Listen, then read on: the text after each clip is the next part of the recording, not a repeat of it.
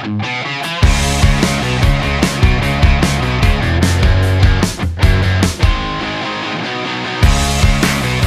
session recordings for HoldCoConf 2022 are brought to you by Axial. Axial is a lower middle market deal sourcing platform. To learn more and to start accessing new deal flow today, head to axial.net. Axial works. We've used it, and I'm excited to have them here to talk about the deal sourcing toolkit. They've got a wide-ranging conversation that for all of us deal junkies, the 95% of attendees who want to buy something this year, it's a great resource, and excited to hear what they have to share. So enjoy. Excellent. Thank you, Kelsey. Thank you all for being here, and welcome to deal sourcing in the lower middle market. Before we jump in, I'll just introduce myself. My name is ALFREDO Garcia. I'm a director of business development at Axial. I lead a team of 7 professionals that are fully focused on deal sourcing. We manage relationships with sell-side intermediaries and with private company owners with the aim of encouraging them and incentivizing them to contribute their deals to the buyers that we work with. So just a quick snapshot on Axial. We operate as a two-sided marketplace. So on one side of the platform, we have about 1,600 sellers. These are intermediaries and private companies that are looking to sell their business or raise capital. And on the other side of the marketplace are buyers, acquirers. We work with about 2,000 total buyers that are interested in buying businesses in the US or Canada in the lower middle market.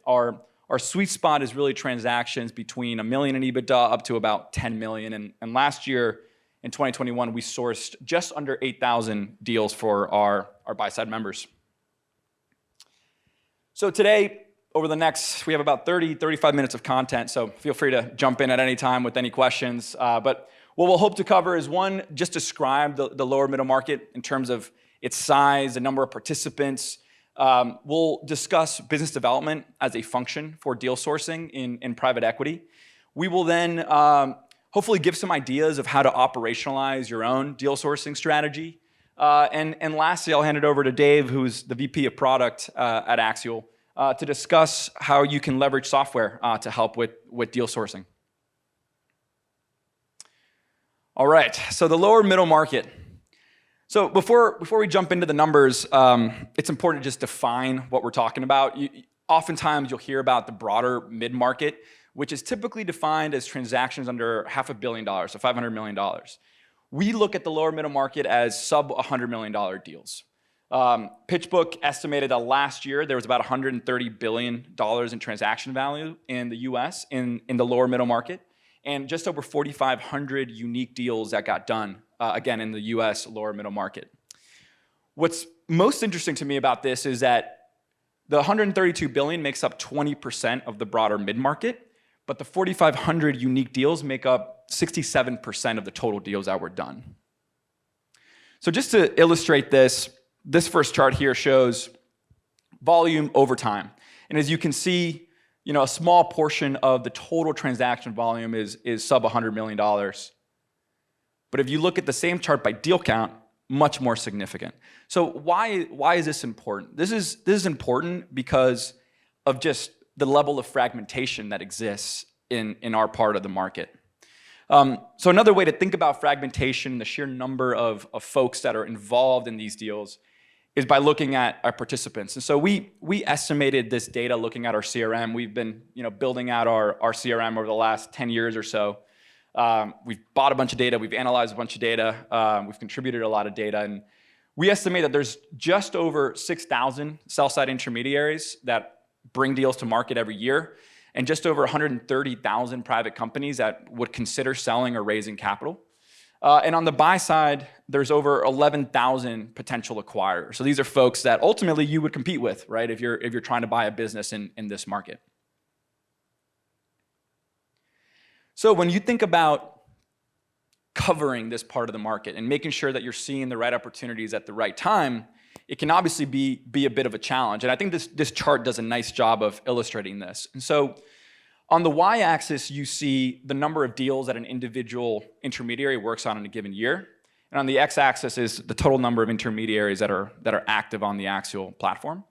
And so as you can see, we think about sell-side firms by tiers. So a tier 1 sell-side firm for us is a firm that works on 10 or more deals a year.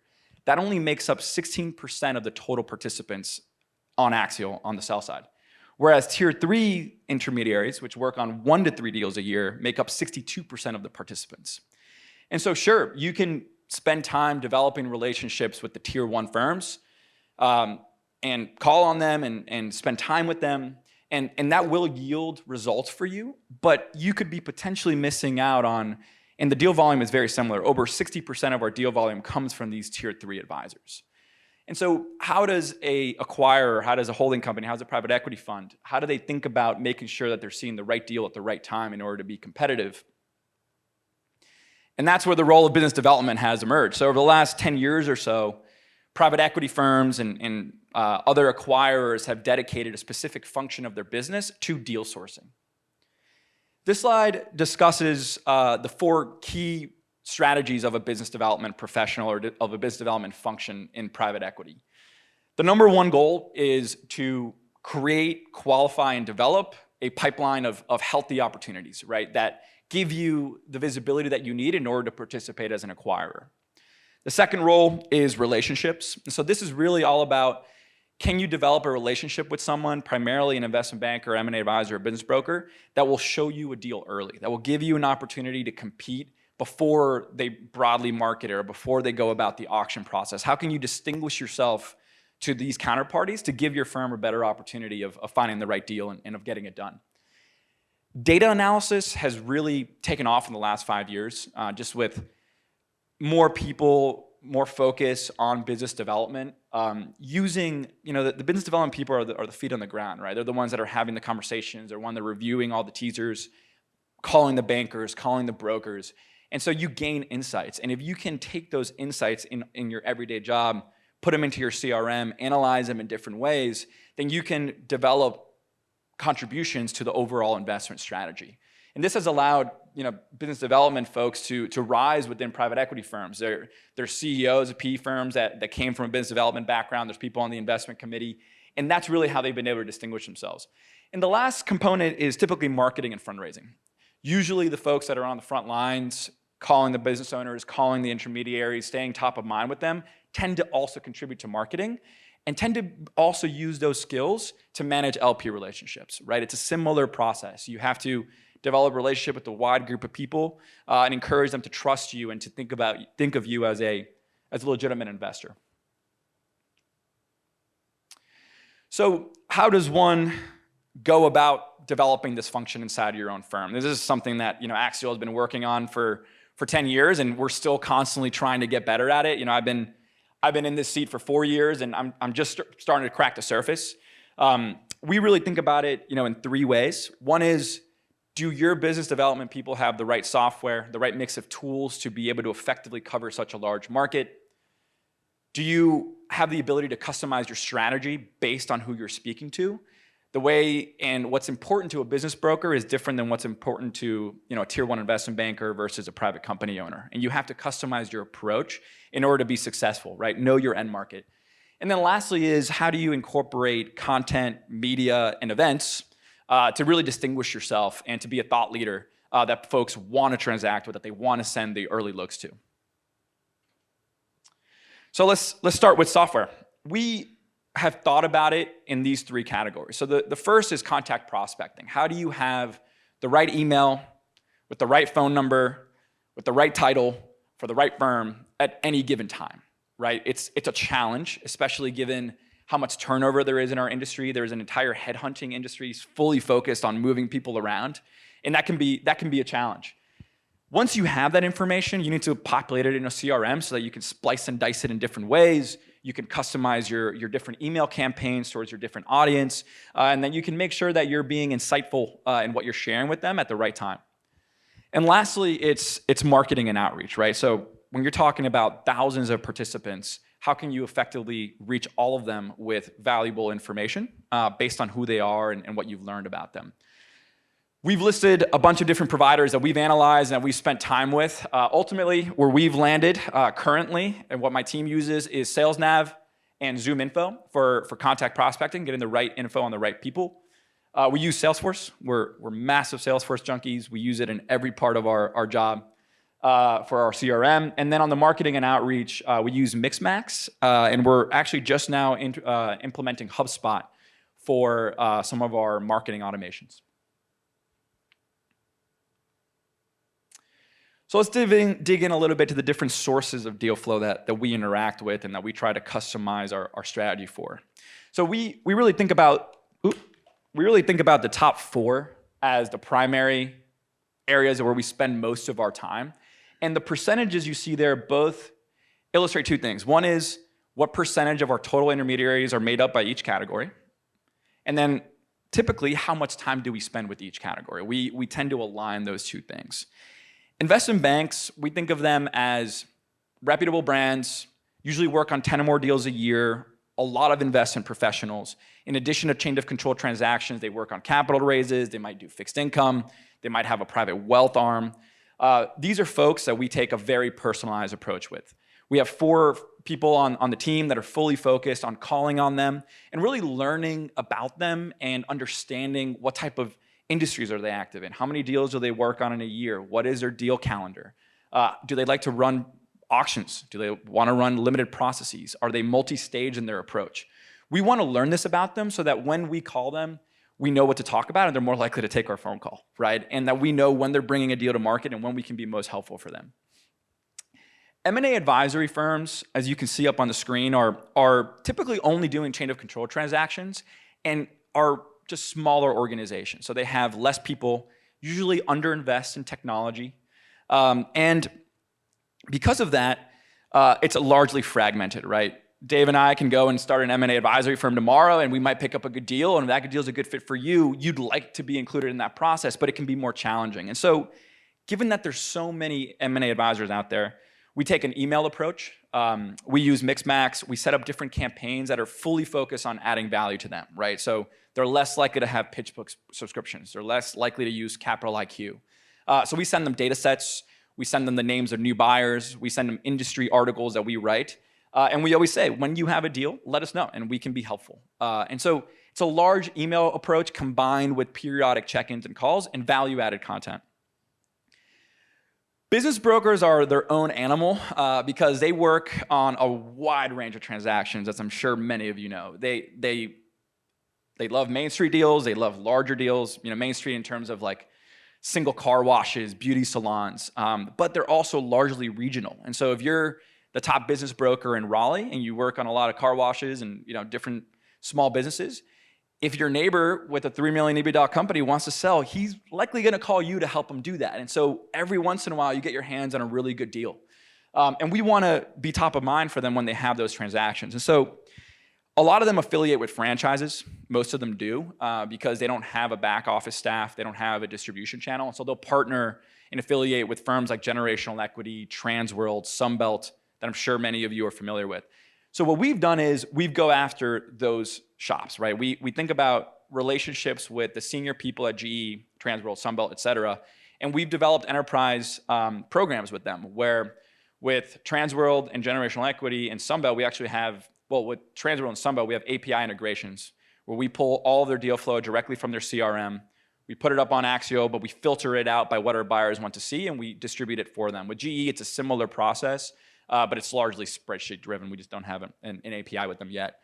And then the rest of the brokers, it's all about reducing the friction, right? They're publicly posting their deals. They're blasting them out oftentimes in newsletter and different email servers that they have. And so what we want to do is we want to make it as easy as possible for the right deals that for our buyers to get up on Axial. And we do that through automation. So they can send a teaser in and we have a team that will process that, get it up on Axial and send it to the right folks that we recommend. Enterprise focus relationships there with one dedicated person that manages those for us. The private company category is one where we've done a lot of different things here to develop relationships with business owners. What we found works the best and where we've spent the most of our time over the last 4 years at least is an educational content-driven strategy. So you would be shocked. Every single year, the assets on our website that perform the best in terms of viewers and clicks and downloads are simple things like, what is EBITDA? How do you calculate EBITDA? What are the typical processes in a sell-side transaction?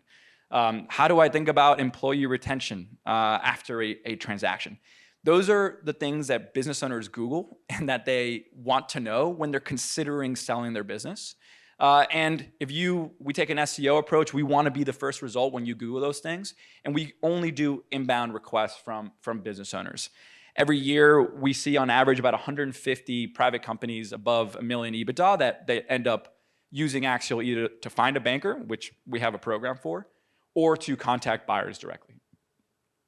The other category we don't spend too much time on, these are your lawyers, your accountants, friends and family that pick up these deals as favors oftentimes for business owners. They tend to be the sell side firms that are least prepared when they're bringing their transactions to market, and so we don't spend too much time there, but it does make up about 7% of our market. So in addition to customized strategies by deal channel, content and events is also a major part of how we establish ourselves as thought leaders and how we stay top of mind when people have transactions.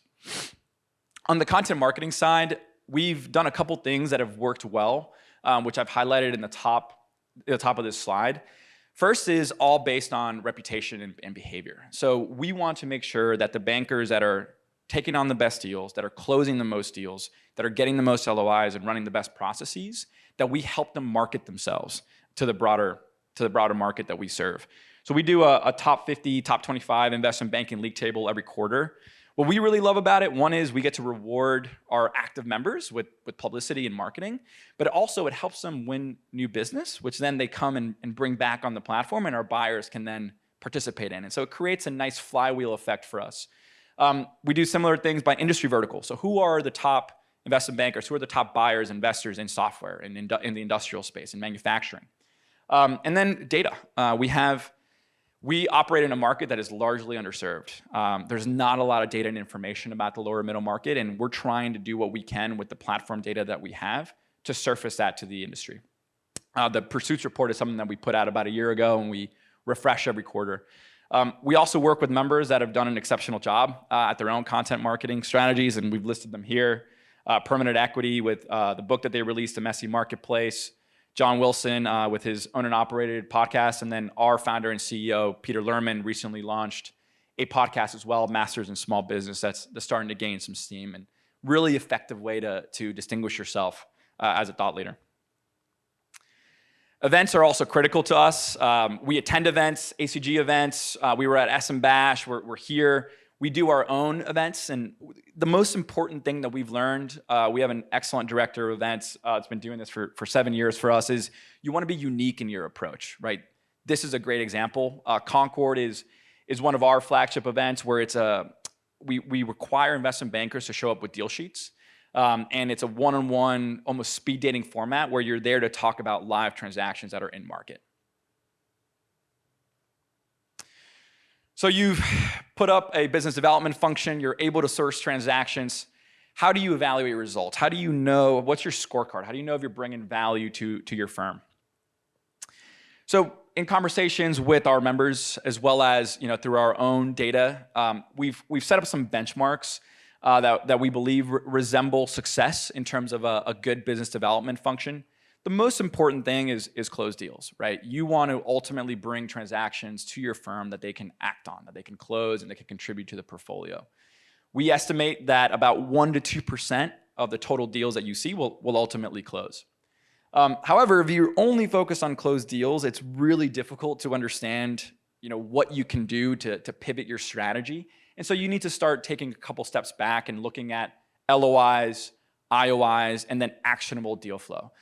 Actionable deal flow is particularly important for us because it means that you're expressing to the market what is interesting, right? If you get 1,000 deals a year, but you're actually only signing an NDA on 10% of them, then no one knows what you're looking for, right? Because they're sending you things that are irrelevant. And so it's important that you drive that metric to ultimately, get to the different benchmarks that we've illustrated below it.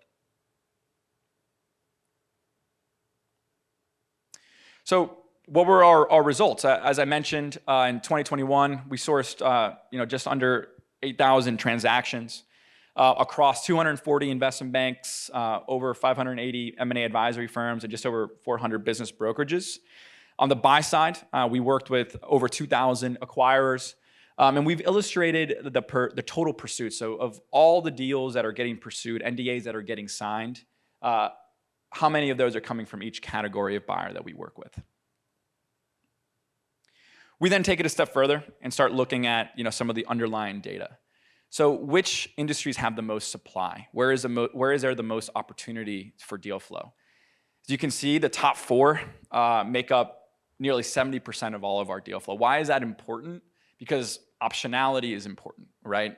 You can look at this data and understand how picky you can be in terms of what you're willing to put up with in a given business. Which industries do our buyers prefer? This is really important for me as the leader of the sell side at Axial, because we want to make sure that the industries that buyers are actively pursuing, we're doing everything we can to bring more deal flow in those sectors. Financial services, healthcare, business services, and technology all have excellent pursuit rates. Which buyers are more aggressively pursuing deals? This is interesting, particularly because of optionality, right? Many of the search funds that we work with, we're one of a few channels of deal flow that they have access to. They might spend time on Biz by Sell or like BizQuest, maybe doing cold outreach. But Axial tends to be one of a few places where they can find opportunities, and so they're aggressively pursuing those deals.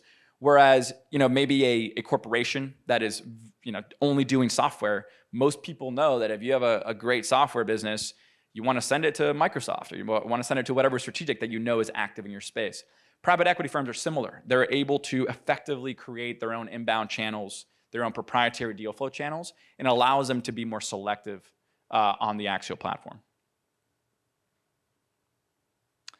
So with that, we reviewed just a bit about how big is the lower middle market, how many participants are you dealing with, how do you think about operationalize a business development strategy, what's important there, and then once you have that successful deal sourcing pipeline, how do you evaluate your results?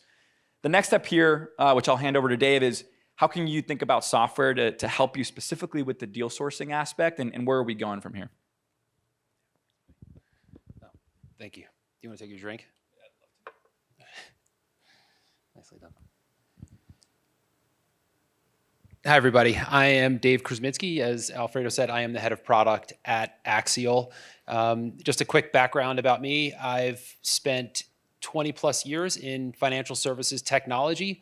That's been purely in an operating role. I've had roles in basically technology, engineering, and product development.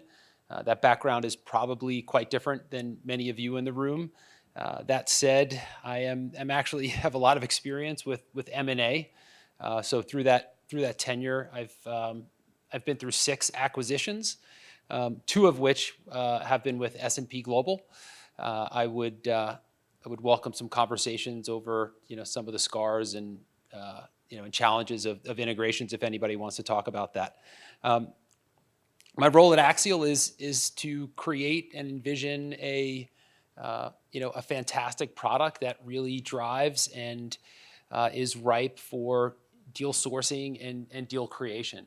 And what I want to talk to you for the next 5 or 8 minutes is what our roadmap looks like. What are we investing our time in to create an environment like that?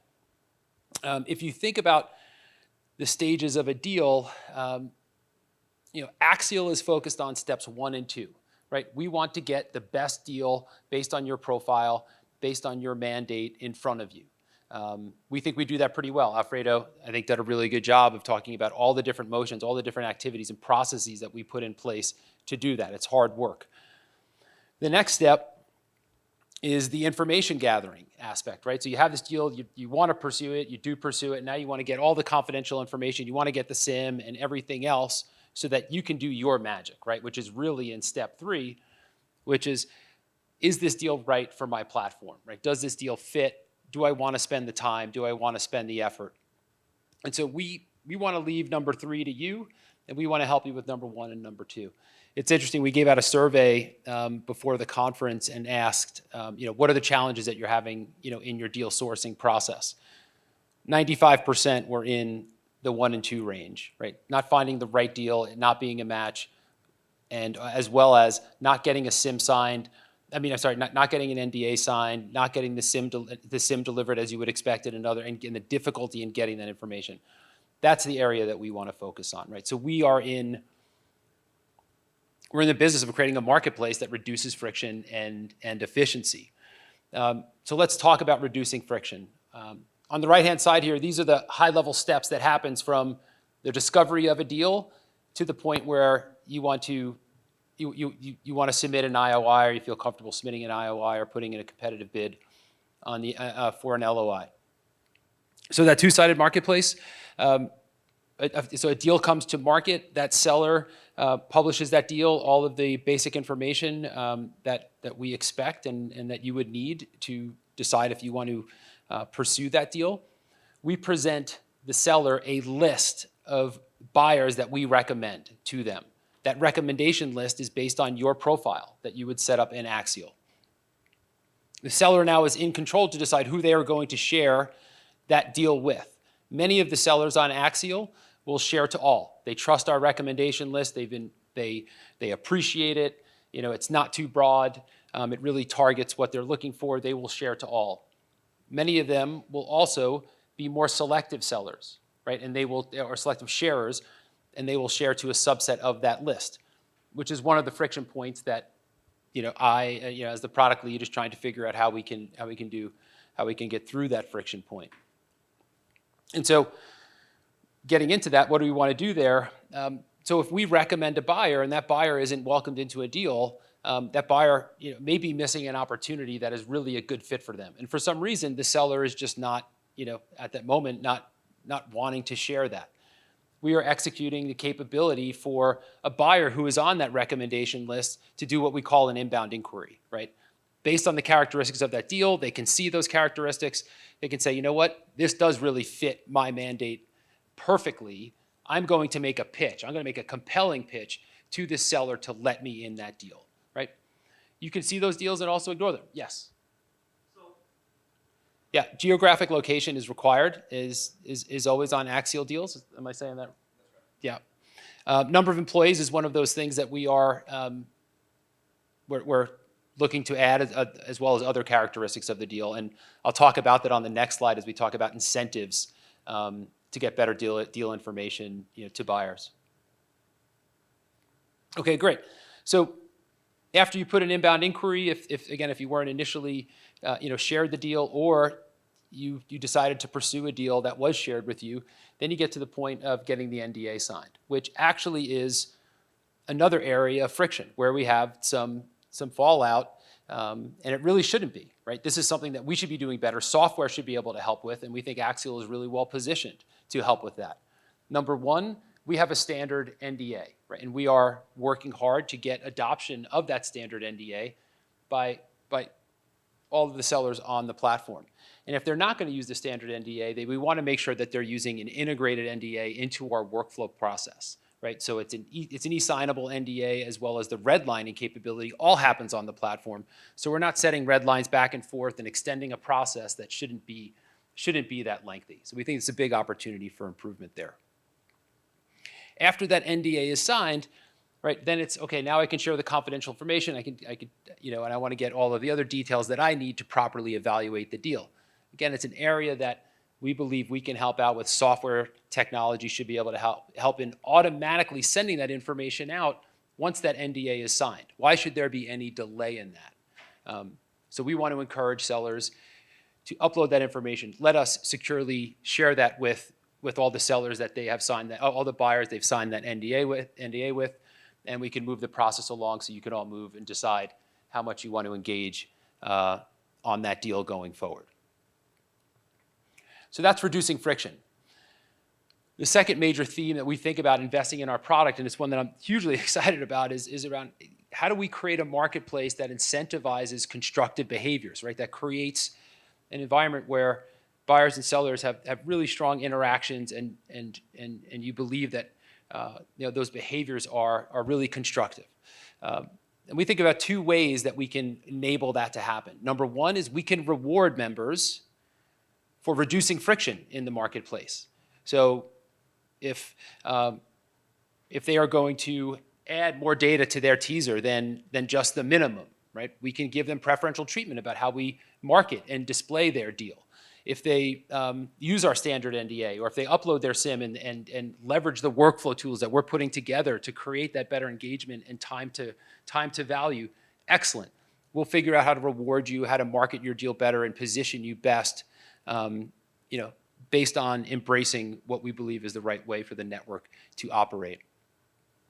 Secondly, we think a lot about benchmarking the activity and the behaviors that are happening on Axial, right? We have thousands of members on each side. We have thousands of deals that are going to market each year. We have a lot of information about each of those participants in the marketplace, right? We know how responsive they are, right, when it's time to sign an NDA, right? How quickly does it take you to do that? How quickly does it take you to turn around to sending the SIM? That is really interesting information that, one, we can reflect back to those people and say, hey, this is your responsiveness level based on your peers. It's also information that we can share with counterparts so that people on the other side of the transaction can decide, is this worthwhile me investing my time, right? Am I going to get the right results? Am I going to get the right juice for the squeeze in getting involved in this? We could also track the percentage of pursuits that happen for deal, how many LOIs get closed, all really valuable, we believe valuable information that will drive transparency and really drive a more merit-oriented deal environment. So last slide, this is our product roadmap. These are the things that we're investing in. I talked about the first two, frictionless workflows. Secondly is incentivizing good network and marketplace behavior. And the last is, look, we believe the lower middle market is highly underinvested in technology. We are spending a lot of time and a lot of effort to build great software that makes deal sourcing really more efficient, more enjoyable, and we're trying to design a great intuitive user experience that gets you through your deal process in a most efficient and effective way. That's it. Any questions? Dave? Sure. The question was, how do we deal with sellers that are not ready to sell, or maybe a low quality level of deal that that might not be a really good fit for the platform? Yeah, that's a great question. So we have a couple different means of tackling that. First of all, any intermediary or any seller that wants to use Axial has to speak with a member of our team. You have to be vetted and have a discussion to prove your validity, right? We also have a minimum amount of information that we require on all of our transactions. So you have to have a minimum company description of, I think it's 300 characters. You have to provide the state location, last 12 months or end of fiscal year revenue and EBITDA, the industries that you operate in, and then you have to make selections about what your NDA and SIM distribution process are. The last thing, which is a component of our platform, is ratings. And so if you interact with any buyer on the platform, they can then issue a rating. It's a 5-star system as to what their experience was in terms of the deal process with you. And so someone that provided a horrible experience, did not have the right information, misrepresented the deal, will get poor ratings. And then those buyers that experience that can report a concern to us, which we then, to the extent we can, try to at least make known and help in whatever we can. But ultimately, a marketplace that is effective would weed some of those players out on its own. Yeah, that's a great question. The question is about valuation, about pricing. So we actually don't require sellers to include a valuation because we think that that valuation can vary over the process and as they learn more. And so we try to encourage and require that the historical financial information is included in order for both parties to arrive at what they think the valuation is, and then ultimately discuss that. That being said, valuation data I think is hard to come by in the lower middle market. It's definitely a challenge, and it's a request that we get constantly from our members, and it's something that we're trying to figure out the most effective means of surfacing that information that we do gather back to the market. But no, it's currently not a requirement or something that's in the platform.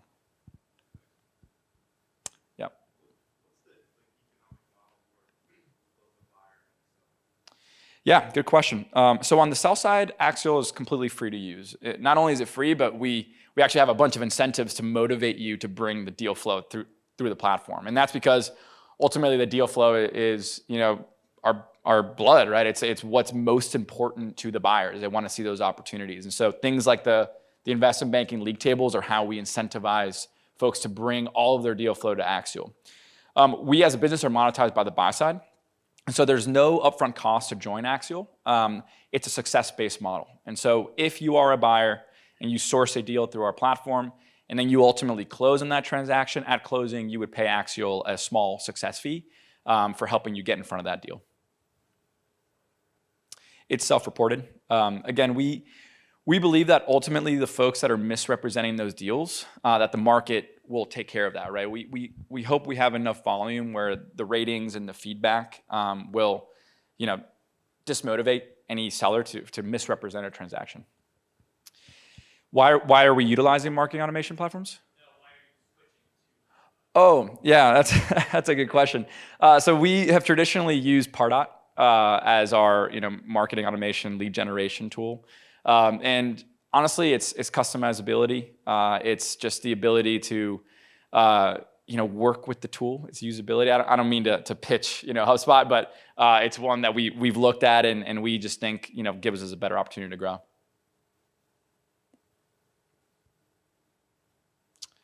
All right. Well, thank you very much. We can wrap up a little early.